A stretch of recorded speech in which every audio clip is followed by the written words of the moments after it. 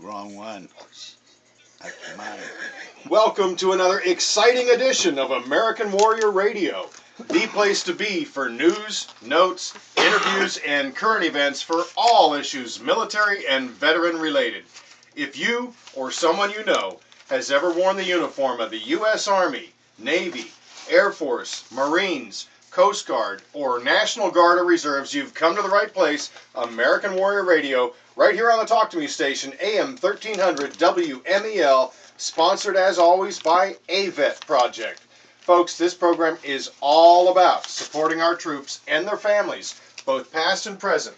So please get comfortable. Grab a cup of coffee, maybe a pencil or paper to jot down a note or two, because we're always efforting to bring you important information that you can use and spread along the way. With that said, let's roll down the runway and get this show off the ground.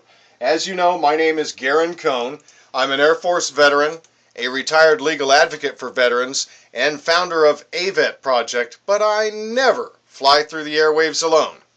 Good morning. I'm Glenn McGuffey, manager of your Brevard County Veteran Services team. It's going to be another great show for you today with good, up-to-date information about VA benefits and things of interest in the veterans community.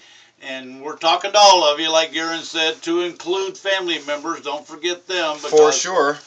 That's a big part of our military force, and their families are impacted just as they are. And I know that from 22 plus years in the Air Force. So I'm a retired Air Force guy, having said that. And we got two blue suiters bringing it down the runway for you today.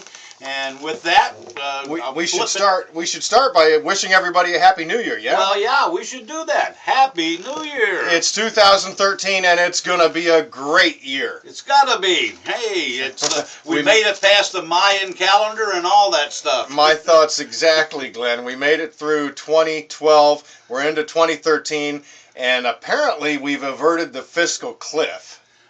Apparently.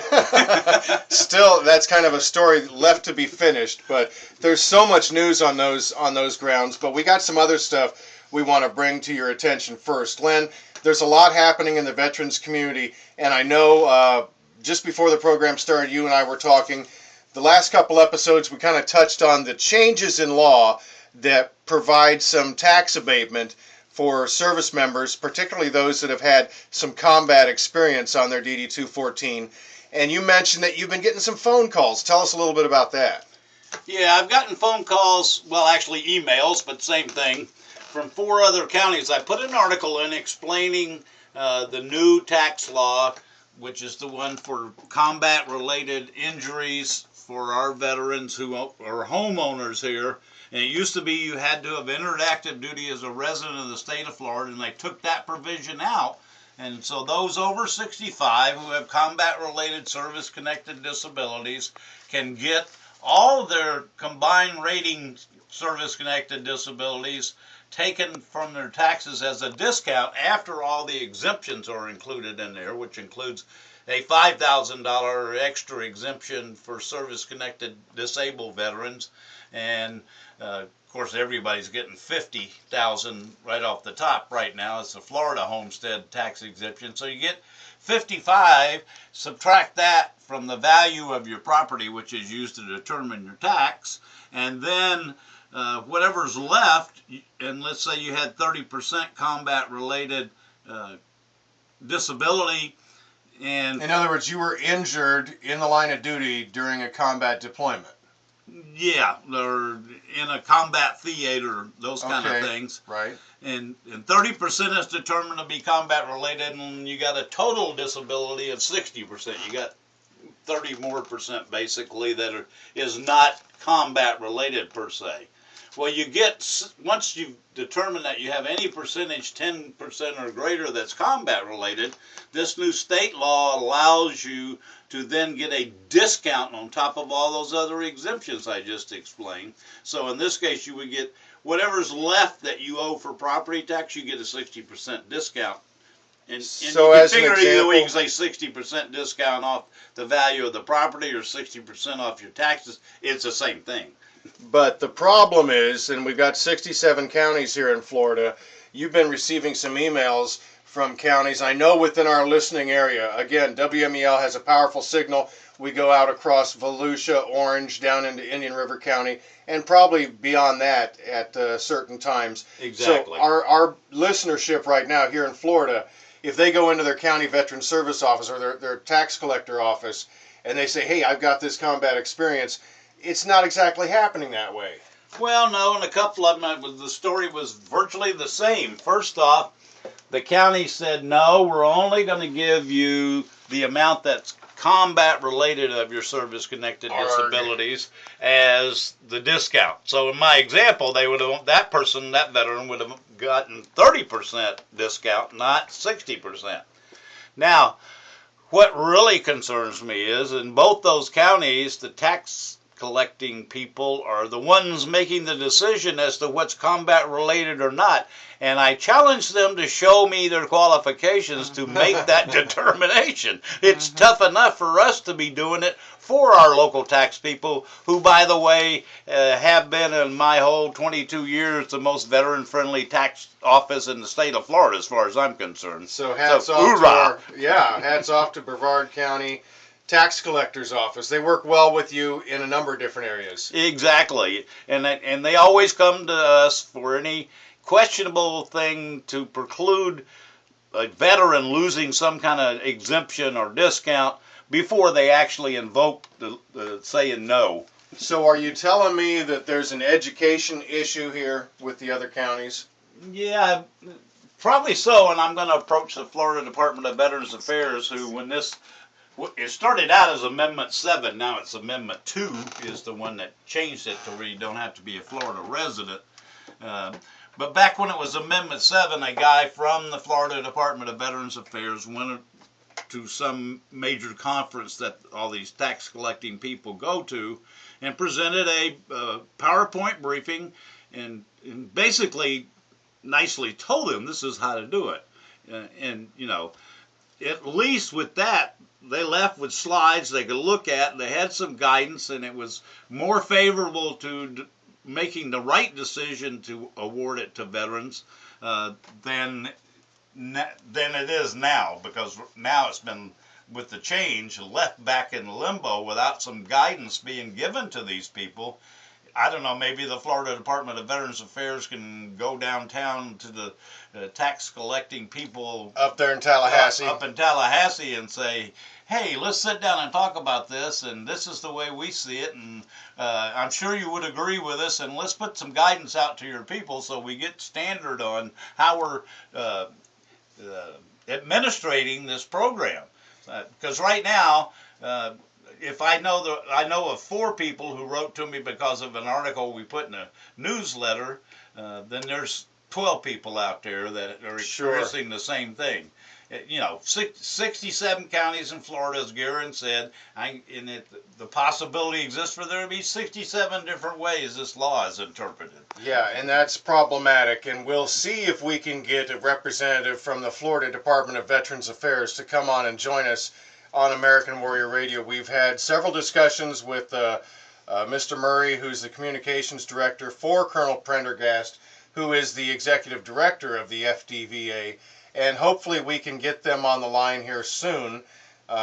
We've missed a couple appointments in the past to have them on, but it's an open invitation, and I think an issue like this definitely deserves their attention.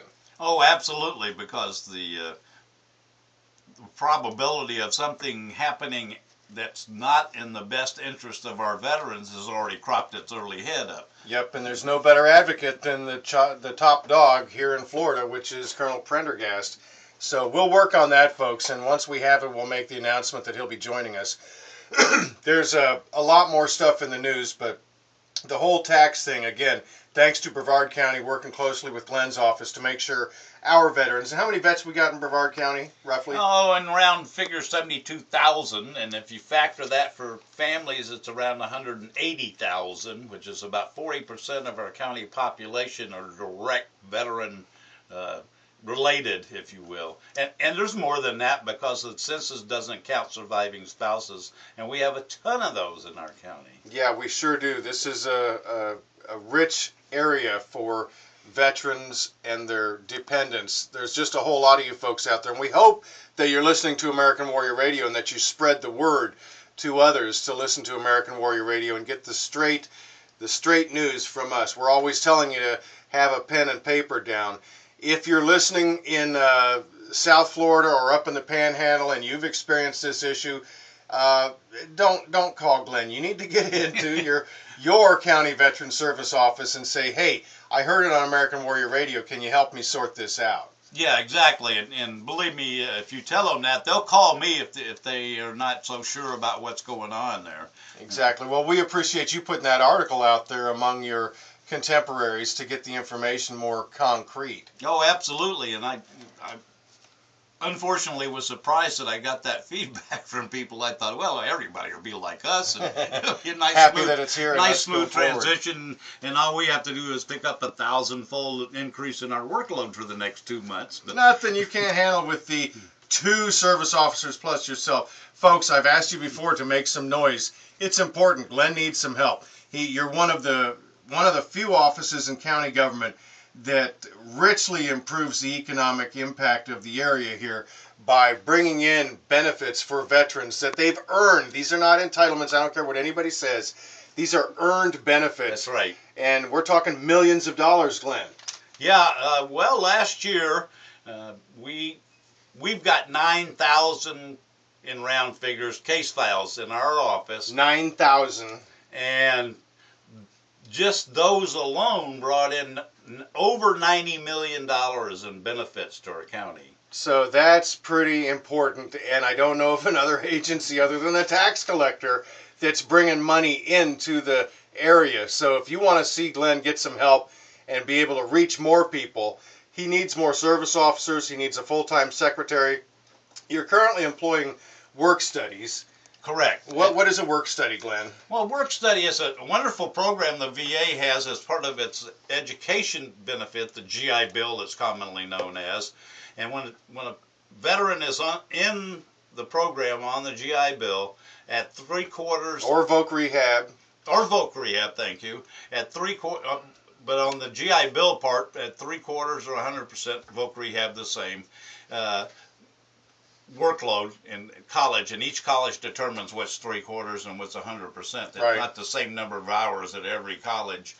Some of them do it differently, especially these online courses. But once you're approved for that, then you can apply to be a work study in my office. We'll sit down and interview you just like any other job applicant. If you look like the right person for the job, then submit an application for you.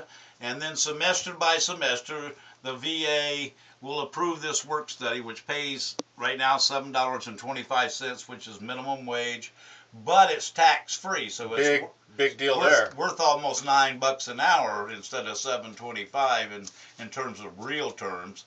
And then you can work in our office subject to the constraints of your education workload. That's always first priority. Right now we're blessed. We've got a young lady on who's a Marine, and she spent 8 years in the Marines. Hoorah! Hoorah! And she's able to work the lion's share of every day in the office. Of course, we have to keep track that those contracts are cut for X amount of hours per semester, so we can't run over that, because then we would have to pay them, and I have no money to pay them. The VA's paying it. That's one of the beauties of this program. The downside of this program versus having a permanent secretary is, by the time I get you trained up where you can really start being effective for me, boom, you're out of school. Or you transfer to something you else. graduate or whatever, yeah. Exactly. But the work study's a neat program. Really, it's been a blessing to you to have that in your office. And anybody that's out there under an education program administered by the VA, as long as you said, meet the qualifiers of, I think it's 3/4 time minimum, right? Yeah, 3/4 time minimum. You can go as long as it is a veteran-specific, primarily an outreach endeavor where you're helping veterans in some way. The agency goes through a process, whatever agency that might be, to bring on work studies. It's a great program. But that being said, you've got 2 service officers, yourself, plus you're the supervisor, and a work study, you really need, I don't know, a couple more service officers and a full-time secretary. Well, it would be nice. And here's the deal, folks. Only you can change this. Glenn, he's got to work within the political parameters of his office, but you can make some noise. You can call the county commissioners and say, hey, let's get Glenn some help so we can help more vets and bring in more money to our local economy. Yeah, just on the pure economic side of it. And I mean, the stories that I can tell you about how we've successfully helped a claim get approved for somebody that has so changed their lives in a positive direction. Big in time. some cases, made them eligible for VA healthcare enrollment where they otherwise might not have been. It's mind-boggling, and that's what I'm all about.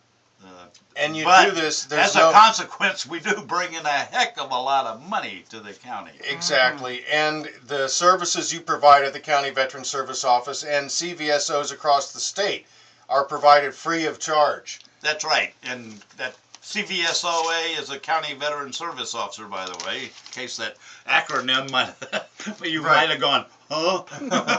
The idea is we need as much outreach, not as little, as much as we can get.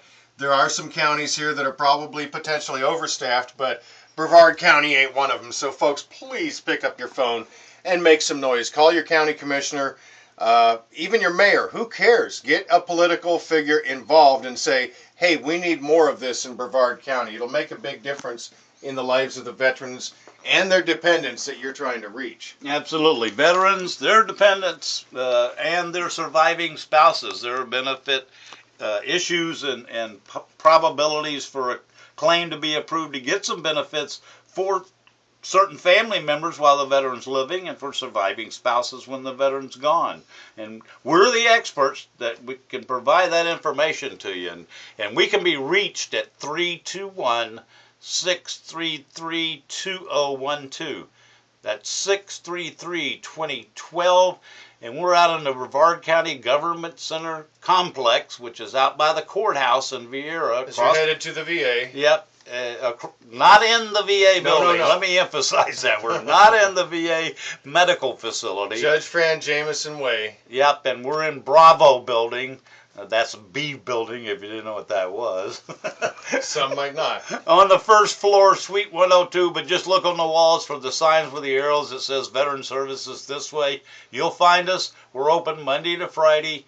I encourage you to call again at 633-2012 before you come, if you can get through. If you can't get through that number, come anyway. If we can talk to you before you get there, we might be able to find out what you need and tell you what kinds of things we would like you to bring to make it easier to help you get successful with your claim.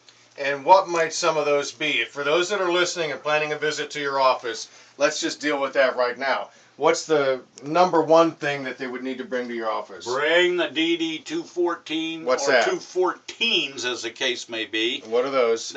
That's the document issued by the military giving proof of service, medals, awards of different types that are on there.